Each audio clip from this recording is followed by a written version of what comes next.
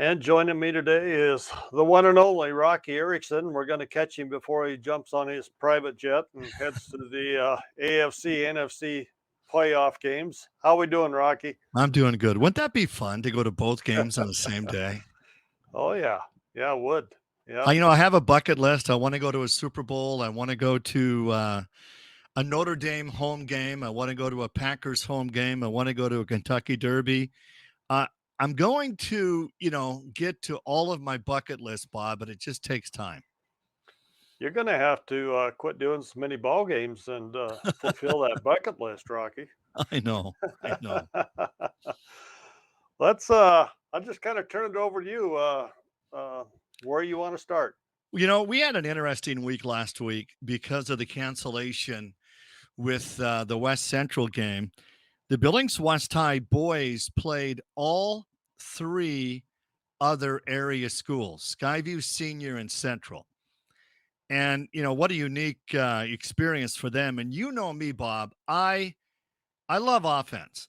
I'm not a big fan of defense. And I don't care what people say, offense sells tickets, defense wins championships.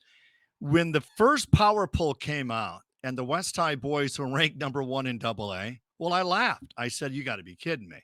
Well, I'm a believer now. I mean, I really am. I mean, West High got by a good Skyview team, 70-55. 2 nights later, they played Senior.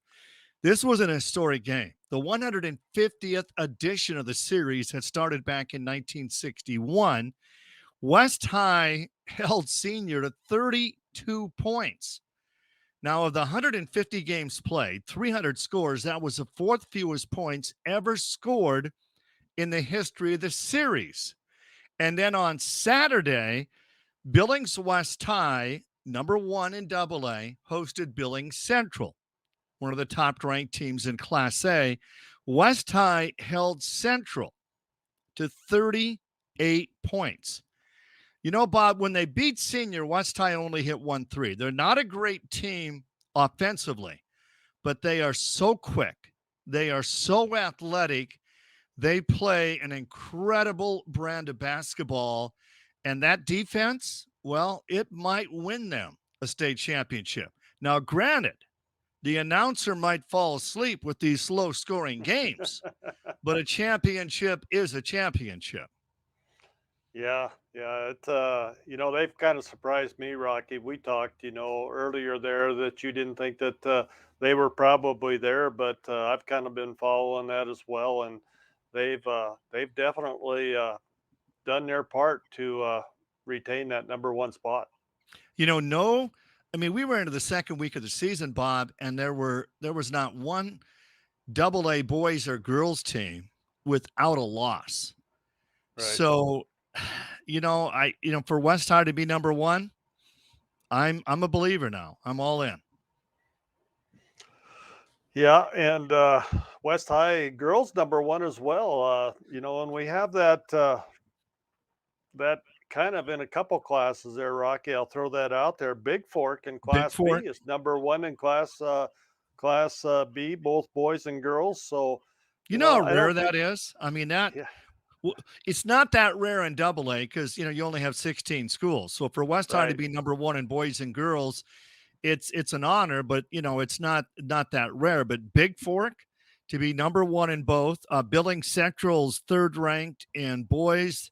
They're third ranked in girls. And then you got Manhattan Christian, number three in boys and number seven in girls. So, Bob, I love high school girls basketball. My high school girls game of the week will be at the West Side Golden Dome on Saturday at 4 o'clock as number one in Double A Billings West host the third-ranked team in Class A, the Lady Rams of Billings Central. Both teams only have one loss. Now, this particular game cannot go three overtimes because I've got a 7 o'clock boys game at the Central Gym on the same night. But, the West High girls, when you go 6'4", Sydney Pierce, her little sister, 6'3", Brooklyn Pierce, 6 foot Courtney Grossman, who will dunk someday. They are so athletic and they are so good. I mean, they held Bozeman to 34 points. They had Hellgate to 26, Senior to 31 points. I'm not sure what's with all this West High defense, but it seems to be effective. I like it. And then Billings Central, well, they got Cameron Rinker. She's only a freshman. Coach Sturgar's daughter, Annika, is also on that team. But Rinker is somebody that's really, really special. I mean, Division One coaches are already looking at her. And I announce a lot of games with my good friend Kenny Adablu at Curl Radio, and Kenny said something on the air last week that just, at first I'm like, you got to be kidding me. And then I thought about it for a while. He thinks Central may be better this year than last year when they had Maya Hansen. Now, one big game, Bob, coming up is the doubleheader at Metro Park on Friday night. You'll be there with NFHS. Kenny and I'll be there announcing it's Billings Central Hardin series. And I got to tell you about the night of January 6th of 2018. Now, when I write my book, don't laugh, this is going to go down as one of the top 10 greatest nights in high school basketball. On January 6th of 2018, Hardin beat the Billings Central girls 66-64 in two overtimes. Now, that same night, the boys' game went three overtimes as Hardin got by Central 97-87. Kershawn Dixon had 34 points in the game. David Evans from Hardin scored 35. So, Bob, I had five overtimes in two games and a regular season game that had 4,500 fans at Metro Park. So, do we get a repeat of that on Friday night, Rocky? Not exactly. Not exactly. The Central girls are pretty good, and the Central boys are pretty good as well. And what these coaches like is an opportunity to play on the big court at Metra, where the Super Eastern A Divisional will be held. I believe Lewistown and Havre are playing there this weekend. They get a chance to play on that court as well. I remember 2020 during the COVID year when Lodgegrass did not allow fans in their home gym. Lodgegrass ended up playing 10 games that season at Metro Park.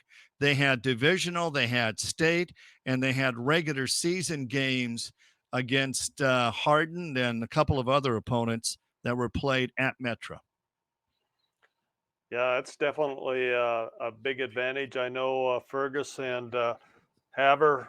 They, I think, is this the second or third year, Rocky, that they've done that? It's at I know least it's the I think second. it's the second time they've done it. Yeah, It was yeah, kind of I know. like, why are you doing this, a year ago? And then it's like, well, Laurel gets to play there, Hardin gets to play there, Central gets to play there. It's not fair. We want to play there as well. Hey, how about Lockwood? Lockwood almost upset Lewistown last week. They had a chance to win at the buzzer. That would have not been just the biggest upset in high school basketball this season, Bob. That would have been the biggest upset in Lockwood school history if Lockwood would have got by Lewistown. But how tough is it to stay unbeaten the entire season? I mean, you hear these coaches are like, yeah, sure would be nice to lose a game before before tournament time. It's not easy to go undefeated and have that target on your back for an entire year. No, it's definitely tough, and the pressure builds every game. And that's one thing I remember that I always bothered me about people that they brought that up with some of our teams, and it just puts more pressure on the kids. And you got 15, 16, 17-year-old kids there, and I think we ended up with 52 or 53 consecutive wins. And it definitely puts more pressure on those kids, more than they deserve. Let's put it that way. Yeah, well said. Well said. You know what? The largest crowd for a regular season game in state history was January 10th of 1993. West and Senior were both unbeaten, and there were 9,079 fans at Metra for a regular season game. And that's a record I'm sure will never be broken. That same season, J.R. Campbell played for Hellgate, and West went to Missoula to play Hellgate, and they're like, our gym is way too small. They moved that game, regular season game, to Dahlberg Arena on the campus, University of Montana, and sold it out with 7,000 fans for a high school regular season game. We don't see crowds like that anymore, No, Bob. no, and who was playing for West back then, Rocky? Who was You got Mike Hayter was okay? one That of the much, top okay. players, and Yep. they ended up playing um, Hellgate in that state championship, and West High lost in double overtime. One of the most Yep. thrilling games I've ever Remember seen. The that. amount of dunks in that game, it was like watching, a small college game. And I consider the West High Bears of 1993 to be the greatest team never to win a state championship. Hmm. What was the final score? Remember? It was double overtime and Hellgate won, and that's all I can tell you. I want to say it was like 5. I can't. I'm trying to remember back, but it was. I want to say it was like 5 or 7 or something like that. But yeah, that was definitely one of the premier teams and premier state championships across the board for sure. Bob, you've seen a lot of games this year. Your thoughts on a shot clock? I think it's a good thing. I had my reservations. I'll be honest with you. I thought it would make bad basketball worse, and it may in some instances. I don't think it's going to have. I don't think it's had the effect up to this point, but I think from this point going forward, and especially when we get into tournament play, I think it's going to come into play in the game. One thing that I do think that the coaches are probably going to learn that if you put full court pressure on a team defensively and you take 6 or 7 seconds off the clock, that really reduces their offensive set on the offensive end of the floor. And you see that a lot in college, Rocky. And you do college games, they reset back to 20 seconds after that first shot or whatever. And I honestly think that high school will do that in the next 3 years. I think that they'll have a That's a good reset idea. to go back to Yep. 20 instead of just going 35 and down. But I think it will come into effect. And everybody says Double A needed it, because it was slow, doesn't score, the scores aren't as high. I don't buy that. I think that I mean I remember times when we were coaching, we may have been in foul trouble. We'd sit on the ball for a minute and a half or 2 minutes. There's situations when you do that, and they're not going to be able to do that now. Um, I think it's going to Yeah. affect, especially from the divisional and state tournament level. I think you're going to see. I would say in all those games, I would say you're going to see at least 1 or 2 games that the shot clock will definitely come into play on the outcome of the game. I think you're right. The last year's Class C tournament was the lowest scoring C tournament ever. Team's average was 44, but Manhattan Christian played great defense. And of all the dozens of games I've seen this year, I've seen the shot clock go off maybe a handful of times. Of all the coaches I talked to, all the coaches are for it. They bought into it. Has it helped increase scoring like I wanted to? Not exactly. I mean, Class A teams are up a couple of points. Double A, exactly where we were a year ago. The big thing I see is in a close game, 2 minutes left, you don't necessarily have to fall to get the ball back. I would rather see a 30-second shot clock. I love your idea of resetting it to 20 versus 35 and then do what they do in North Dakota, 18-minute halves. Yeah, I don't know. I like the quarters.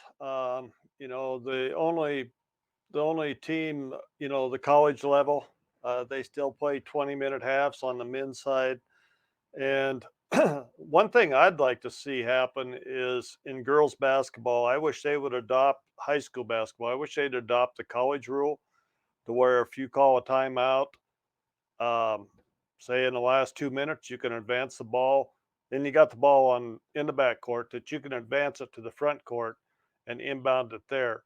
Um, you know as well as I do, Rocky, that has increased the strategy of the Mhm. women's game in college tremendously. And it would really make a difference in high school girls basketball. There's no way that in high school girls basketball, unless it's pure luck, that you can score in 2 seconds from the backcourt. I know. But in the front court, you can't.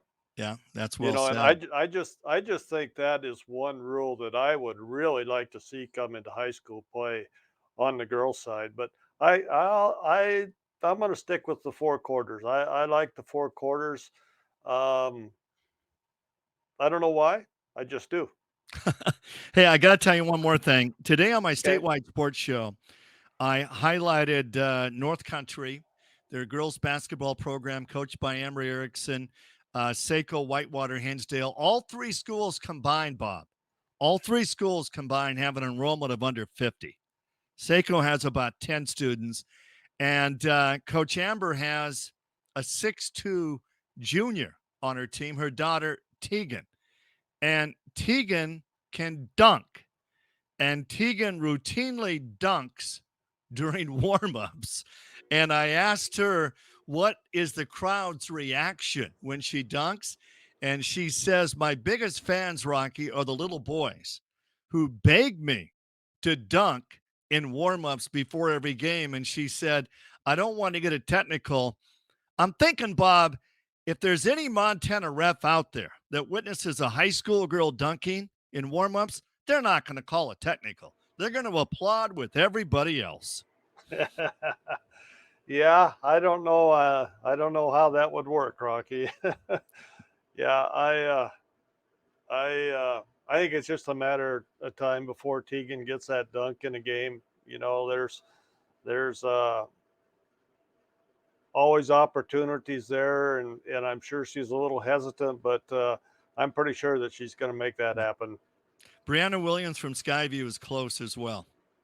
Yes, yeah, yeah. In I just fact, hope didn't I'm she? behind the microphone when it happens. That's why I'm doing so Well, many games, just hoping to witness something historic. I see. I see. Okay. Well, there's one other matchup, Rocky. I'm going to throw this out there. I think this is probably across the state, all classes, the game of the week. It'll be Class B boys as Big Fork and Missoula Loyola Oh will boy, play this weekend. that'll be a Um, huge game. yes, it's a battle of the powers there for sure in the West, and I think Class B actually. So. Great atmosphere for high school basketball. That'll be exciting. Well, Rocky, I want to thank you once again for coming on, and I appreciate your time. And What story are you going to play? I don't know which one. What do you want me to play? You want me Have to you play the one played? on Tegan? Uh, I could send it to you. That'd be a great idea. I got it. You sent it to me already. All right. All right. Yeah, All I right. did. I did. Yeah. Boy, you're Yeah. sharp. You're keeping me honest, Bob. I appreciate it. All right. Have a great day. You too, Rocky. Hello, everyone. This is Rocky Erickson with Montana Sports. Today's sponsor, VisionNet. They placed second at state in 2021, third a year ago. This season, North Country, the co-op of Saco, Whitewater, Hinsdale, appear to be the team to beat in Class C girls basketball. They're ranked number one. They're unbeaten on the year at 13-0. Longtime head coach Amber Erickson tells us what she likes about her team this season.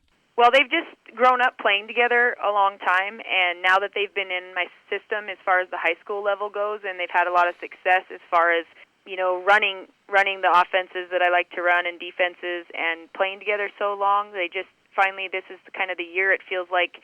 But this group they have good chemistry. This team's led by a couple of juniors, 5'11" Paige Watson and 6'2" Tegan Erickson, the coach's daughter. Well, it's kind of awkward for me to tell you about her but I'm just going to do it from a coaching standpoint instead of looking at her as my daughter. But Tegan is a 6'2", lanky, very athletic kid.